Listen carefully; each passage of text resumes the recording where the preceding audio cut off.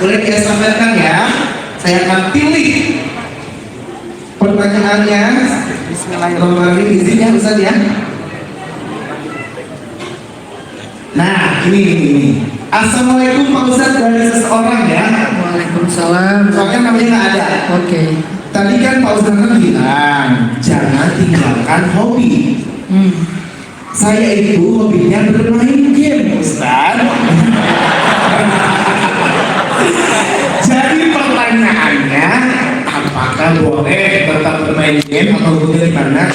Mungkin Ustaz boleh penjelasannya. Saya banyak mendengar cerita inspiratif dari anak-anak muda yang kemudian menjadi hacker, menjadi seorang programmer di digital ya pastinya. Itu beberapa dari mereka itu berawal dari gamers loh, mereka pemain game. Jadi dari bikin main game, lama-lama dia kayak gak puas kok, gampang banget sih menangnya, gua bikin lebih susah deh nih. Akhirnya ditambah-tambahin, di otak-atik, sampai akhirnya dia menjadi programmer. Lalu program yang dia udah buat itu dijual ke iOS, dijual ke Android, dijual ke iPhone, dijual ke Google. Akhirnya dia menjadi orang yang lumayan crazy rich. Itu ada di Indonesia, ada di luar negeri ada.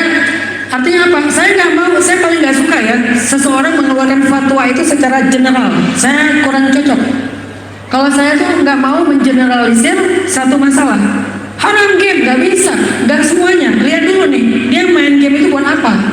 Kalau dia main game itu bagian dari cara dia memahami program, tapi harus jujur ya. Lagi ngapain? Lagi main program. Itu lagi nge-game, PUBG atau apa gitu kan.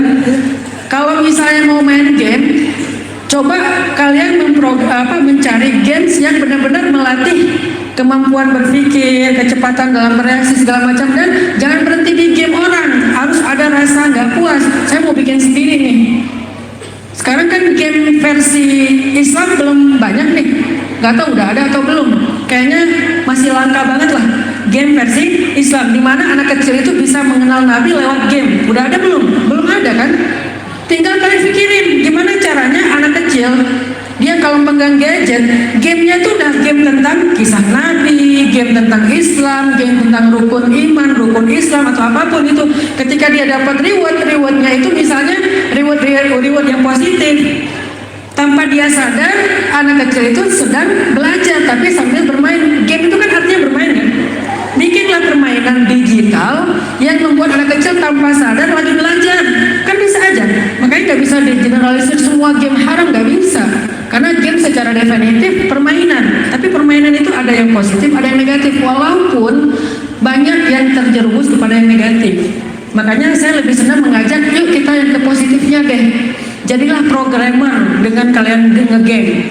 Jadilah seorang ahli cyber dengan nge-game, supaya kalian bisa menjadi orang yang punya peran dalam peradaban Islam dari Indonesia.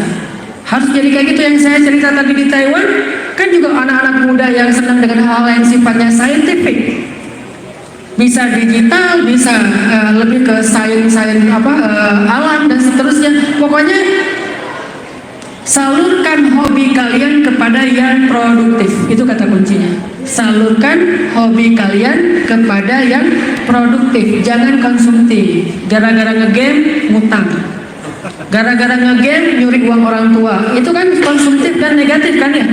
Salurkan hobi kalian apapun itu selama nggak melanggar syariah kepada yang produktif. Arti produktif itu apa? Ada karya yang pertama. Ada kan karya? Apa karya kalian di situ? Yang kedua, ada hal yang bisa meringankan orang lain, menciptakan lapangan kerja, ngasih nafkah kepada adik-adik atau kepada anak yatim, walaupun cuma 100.000, 50.000, tetapi ketika kalian bisa bersedekah, coba yang pernah berkorban dengan uangnya sendiri di usia belasan tahun, ada nggak? Oh ada, banyak, cuma ikhlas, nggak mau pamer ya. Tawadu ikhlas ya. Oke, saya semua di sini sudah pernah berkorban. Tapi pertanyaannya, pernah nggak berkorban di usia 12 tahun dari uang sendiri? Belum kan? 13 tahun? 17 tahun? 20 tahun? Sekarang berapa usia rata-rata? 20 tahun. Boleh nggak kalau di sebelum usia 25 tahun kalian udah bisa berkorban sapi. Sebelum 25 tahun kalian udah bisa berkorban sapi dengan bukan dari orang tua sendiri. Apakah dengan menabung, karena itu uang kita setelah jadi jajan kan? Atau mungkin kalian memang produktif secara karir kalian sehingga kalian bisa menabung dari hasil uang kalian itu sehingga kalian bisa berkorban sapi. Kalian bisa punya panti asuhan sendiri. Pengen nggak di usia 20 tahun, 25 tahun atau bahkan sebelum 20 tahun kalian punya panti asuhan sendiri? Ada 100 anak yatim, kalian yang nafkahin. Ngapain nunggu 40 tahun? Itu artinya salurkan hobi kalian secara produktif. Ada teman saya yang atlet surfing. Ya udah hobi dia surfing, tapi dia ikut lomba surfing, dia ikut kompetisi. Ketika dia juara dia sedekah. Ada teman saya sebenarnya volley, ya udah dia ikut lomba volley. Apapun hobi kalian, salurkan itu secara produktif, lalu produktivitas kalian jadikan itu sebagai amal soleh di jalan Allah Subhanahu wa Ta'ala.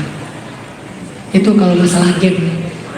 Masya Allah, barakallahu jawabannya bisa senang ya. Jadi sudah semakin jelas ya. Yang penting tadi insight-nya adalah kita harus produktif dan juga pastinya harus bisa ya tidak mengganggu ibadah kita juga. Betul, pastinya ya. Luar biasa, Masya Allah ya.